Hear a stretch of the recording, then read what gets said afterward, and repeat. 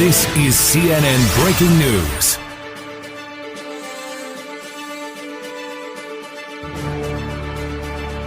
भगवा हिंदू वाहिनी की राष्ट्रीय महिला अध्यक्ष श्वेता रस्तोगी ने कहा, आखिर खाली हाथ है जाना। एक जंगल में बंदर का बड़ा झुंड था। उस जंगल में खाने पीने की कोई कमी नहीं थी, इसलिए सारे बंदर बहुत आराम और संतुष्ट होकर रहते थे। एक दिन एक वैज्ञानिक अपनी बेटी के साथ उसी जंगल में शोध करने के लिए आया। अपना तंबू लगाने के बाद वैज्ञानिक पौधों के नमूने इकट्ठा करने के लिए बाहर निकला, लेकिन लड़की तंबू की सुंदरता देखकर रुक गई। पहले जमीन पर एक पुराना कालीन रखा और उस पर एक बिस्तर बिछाया। तंबू के बीच लालटेन लटकाई और उसके नीचे एक छोटी मेज और सफ़ेद सेब से भरा कटोरा रख दिया। वह सेब देखने में बहुत ताज़ा, खूबसूरत और बड़े लग रहे थे। सारे बंदर लालच से उस कृत्रिम सेब को पेड़ पर बैठे देख रहे थे। तंबू के सामने जगह साफ करने के लिए लड़की बाहर निकली। तब एक बंदर ने तेजी से झटका मारा और कृत्रिम सेब उठा लिया। तभी उसी समय लड़की की नज़र भी उस पर पड़ गई। लड़की ने तुरंत बंदूक उठाकर निशाना लगाया और गोली दाग दी, लेकिन सभी बंदर इतनी तेजी से वहां से भाग गए। काफ़ी देर के बाद सारे बंदर रुक गए जब उन्होंने देखा कि अब उनका कोई पीछा नहीं कर रहा है। चोर बंदर ने हाथ उठाकर सबको सेब दिखाया। सभी बंदर हैरत से और ललचाई नज़र से उस बंदर को देखने लगे कि उसके पास कितना अच्छा सेब है। सभी इस कृत्रिम सेब को हाथ लगाने की कोशिश करने लगे।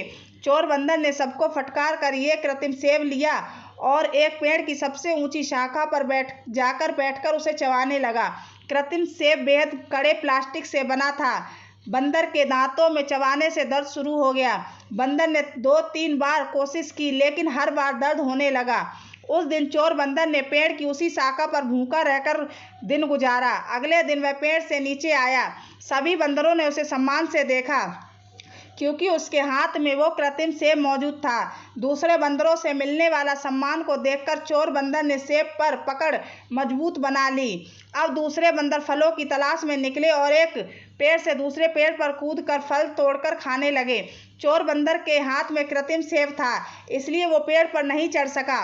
वो सेब को हाथ से नहीं छोड़ना चाहता था, इसलिए वह दिन भर भूखा प्यासा रहा और यही सिलसिला आगे कुछ दिनों तक चलता रहा।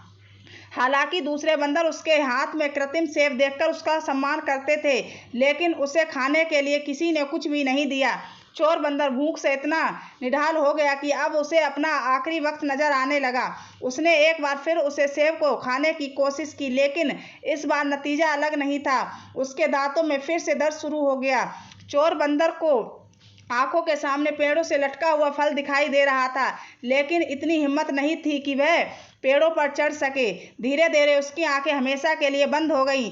जैसे ही उसकी जान निकली, कृत्रिम सेब पर पकड़ ढीली होने से वो उसके हाथ से बाहर लुढ़क गया। शाम को बाकी बंदर मरे हुए बंदर के पास आए और कुछ आंसू बहाए और उसके शरीर को पत्तों से ढक दिया। जब वो ये कर रहे थे, तब एक बंदर एक कृत्रिम सेब मिला। उसने अपना हाथ ऊंचा कर ये सेब सभी बंदरों को दिखाना शुरू कर दिया। दुनिया की मिसाल इस प्लास्टिक के सेब की तरह है। इससे कुछ नहीं मिलता, जबकि इसे देखने वाले प्रेरित होते हैं और दुनिया को हाथ में रखने का दावेदार आखिर को खाली हाथ ही दुनिया से चला जाता है। धन्यवाद।